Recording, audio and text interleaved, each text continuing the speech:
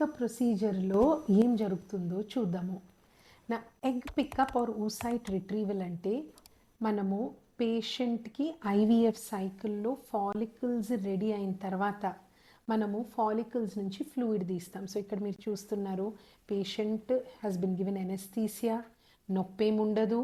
మనము ఒక egg pickup needle ultrasound గైడెడ్గా మనం చూస్తూ ఫాలికల్ లోపల ఎంటర్ అయ్యి ఫాలికులార్ ఫ్లూయిడ్ మనం కలెక్ట్ చేస్తాము. ఫ్లూయిడ్ని ట్యూబ్లో కలెక్ట్ చేసి ఎంబ్రియాలజిస్ట్కి హ్యాండ్ ఓవర్ చేస్తాము.